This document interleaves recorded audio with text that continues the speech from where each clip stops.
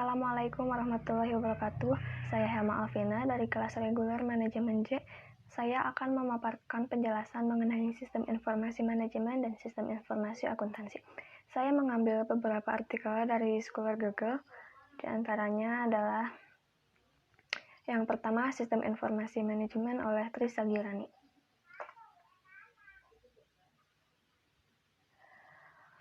Apakah sistem informasi itu? Menurut Alver, tahun 1992, sistem informasi adalah kombinasi antar prosedur kerja informasi, orang, dan teknologi informasi yang diorganisasikan untuk mencapai tujuan dalam sebuah organisasi. Menurut Budnar dan Hopwood, sistem informasi adalah kumpulan perangkat keras dan perangkat lunak yang dirancang untuk mentransformasikan data ke dalam bentuk informasi yang berguna. Menurut Gilinas, Oram, dan Wiggins tahun 1990, sistem informasi adalah suatu sistem buatan manusia yang secara umum terdiri atas sekumpulan komponen berbasis komputer dan manual yang dibuat untuk menghimpun, menyimpan, dan mengelola data serta menyediakan informasi keluaran kepada para pemakai. Menurut Hall tahun 2001, sistem informasi adalah sebuah rangkaian prosedur formal di mana data dikelompokkan, diproses menjadi informasi.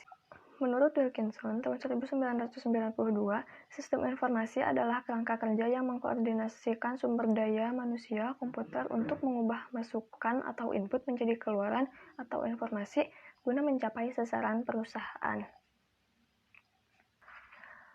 Apakah sistem informasi itu?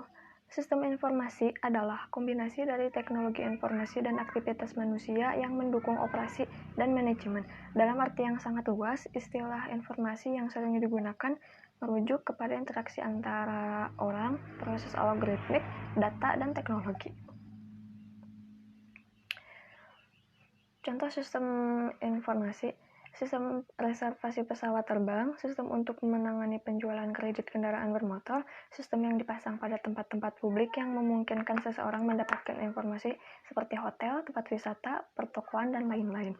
Sistem layanan akademis berbasis web, e-government, atau sistem informasi layanan pemerintahan yang berbasis internet, dan lain-lain. Kerangka kerja sistem informasi. Konsep-konsep dasar keperilakuan, teknis, bisnis, dan manajerial termasuk mengenai berbagai komponen dan peran sistem informasi. Teknologi informasi, konsep utama, pengembangan, dan berbagai isu manajemen teknologi informasi.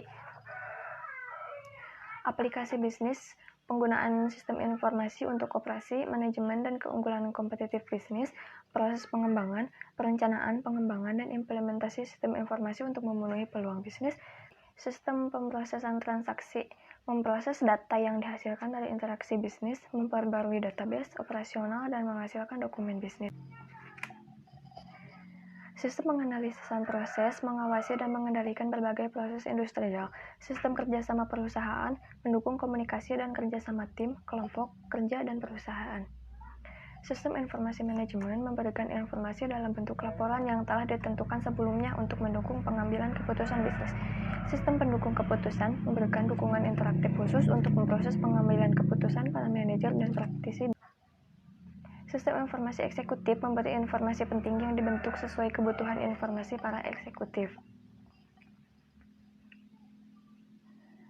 Komponen sistem informasi, sumber daya manusia, pemakai air yaitu orang yang menggunakan sistem informasi atau informasi yang dihasilkan dari sistem.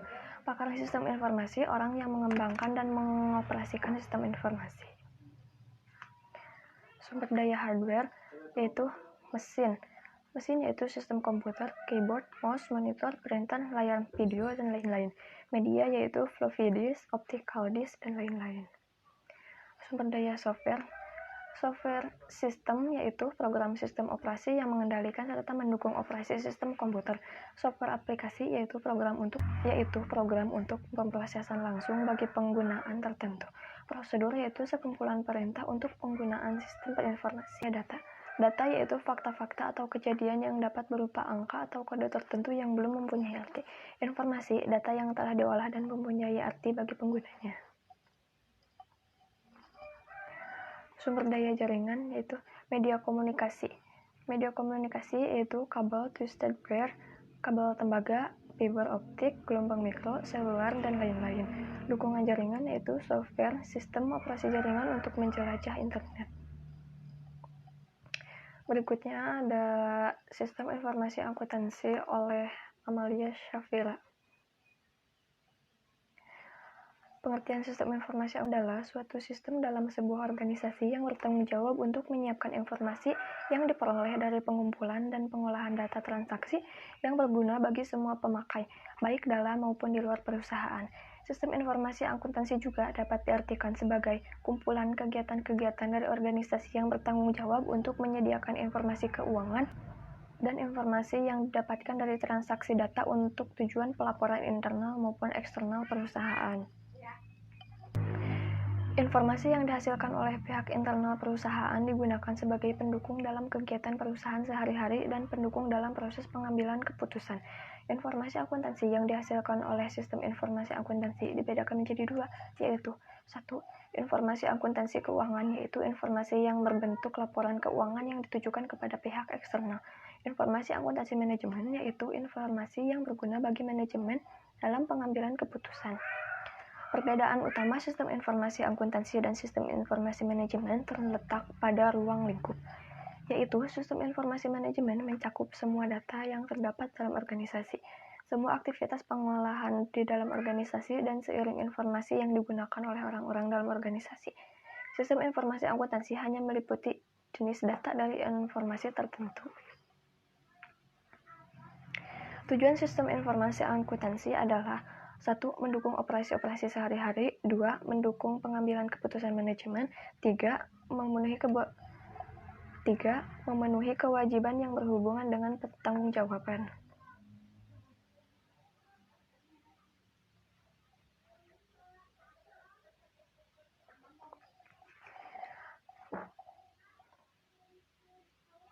Sistem informasi akuntansi ini membantu flowchart pengakuan hutang dagang, flowchart pembayaran hutang dagang, sistem yang digunakan oleh PT Lotte Indonesia. Sistem ini bernama Sistem Asia. Fungsinya adalah mencatat semua aktivitas yang terjadi dalam perusahaan dalam suatu periode.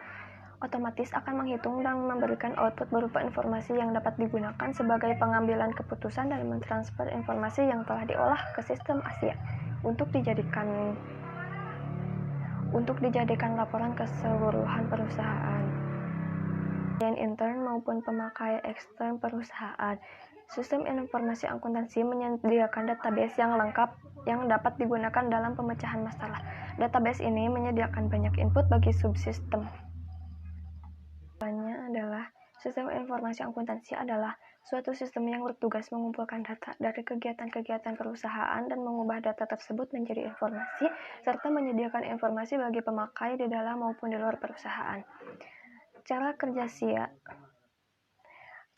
sistem informasi akuntansi adalah semua sumber data, baik yang berasal dari dalam maupun dari luar perusahaan, dikumpulkan menjadi satu dan diubah ke dalam bentuk database. Setelah itu, semua data yang telah berbentuk database diubah dengan menggunakan perangkat lunak menjadi sebuah informasi yang lebih bermanfaat bagi semua pemakai informasi. Kemudian, data yang telah diubah menjadi informasi disampaikan ke semua pemakai yang membutuhkan. Selanjutnya, apa itu saham? Saham adalah surat yang menjadi bukti seseorang memiliki bagian modal suatu perusahaan. Seseorang yang memiliki saham memiliki hak atas sebagian aset perusahaan. Sebagai contoh, jika perusahaan menerbitkan 1000 lembar saham dan seseorang memiliki 200 lembar saham di perusahaan tersebut, maka orang tersebut sebenarnya memiliki 20% kepemilikan aset di perusahaan tersebut. Pemegang saham mayoritas akan memiliki hak kendali atas suatu perusahaan. Selanjutnya, segmen saham berdasarkan perusahaan. 1. Pasar reguler. 2. Pasar tunai. 3. Pasar negosiasi. Laporan keuangan 10 tahun terakhir, yaitu laporan realisasi APBN.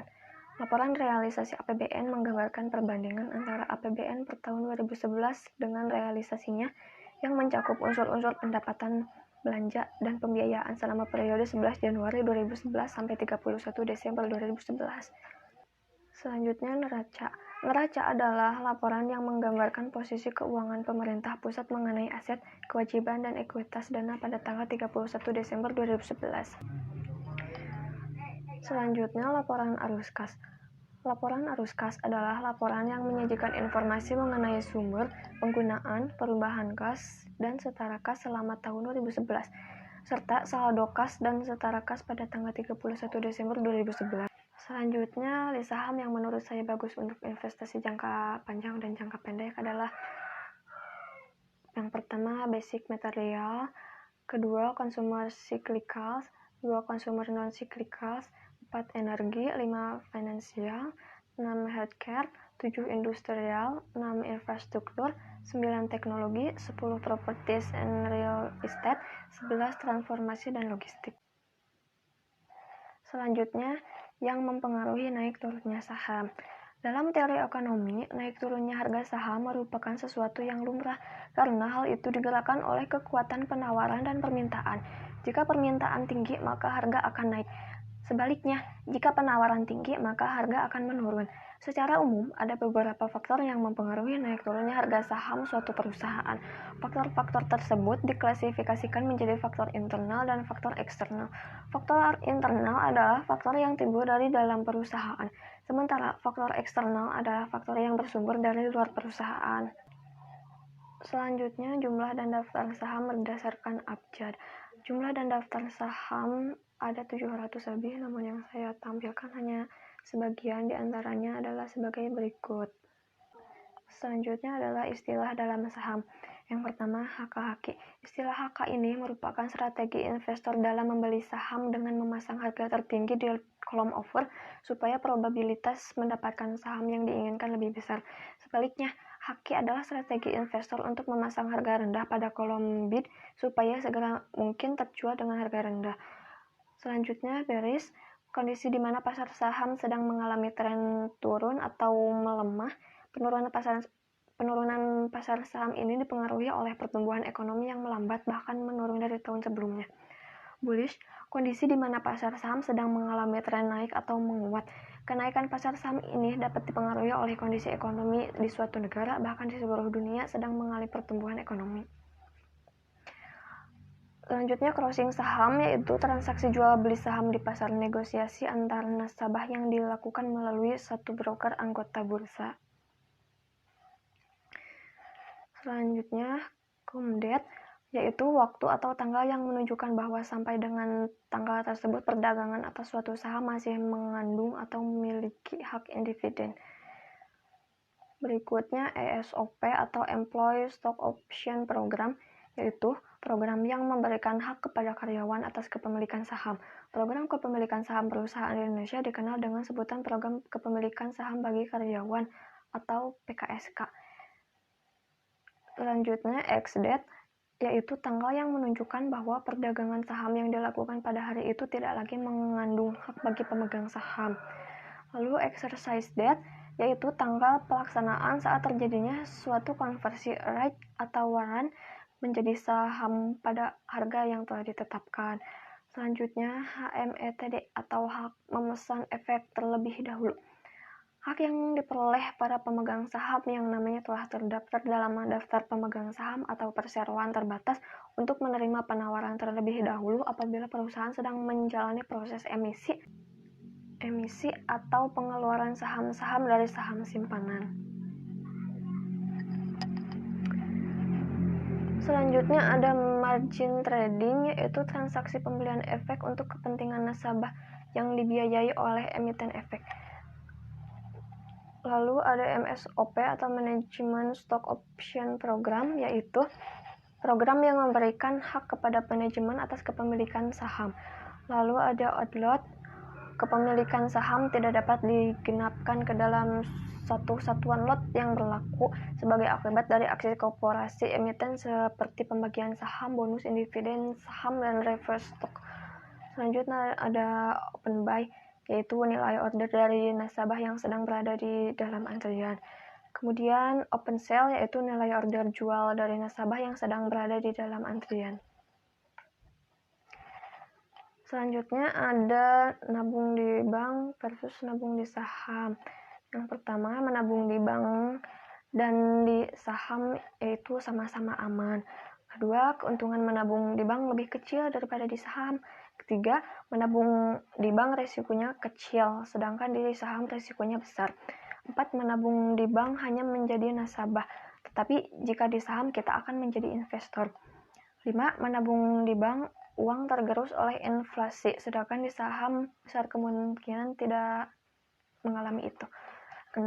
Menabung di bank memiliki imbal hasil yang pasti, sedangkan menabung di saham tidak memiliki imbal hasil yang pasti. Berikut adalah aplikasi Stockbit, Newhouse, dan RTI Bisnis. Untuk mendaftar akun Stockbit, yang perlu kita lakukan adalah mengisi alamat email, kemudian mengisi nama lengkap, lalu membuat username, kemudian membuat password, masukkan nomor ponsel untuk mengirimkan kode untuk meyakinkan bahwa kita adalah bukan robot. Bila saya lupa dengan password saya, maka saya bisa menggunakan sidik jari tersebut. Setelah itu, Stockbit sudah siap untuk digunakan. Mau diisi, klik register. Setelah itu, aplikasi RTI Bisnis siap untuk digunakan. Mungkin cukup sekian penjelasan yang dapat saya sampaikan. Mohon maaf apabila ada kesalahan atau kekurangan dalam menyampaikan informasi. Terima kasih atas perhatiannya. Wassalamualaikum warahmatullahi wabarakatuh.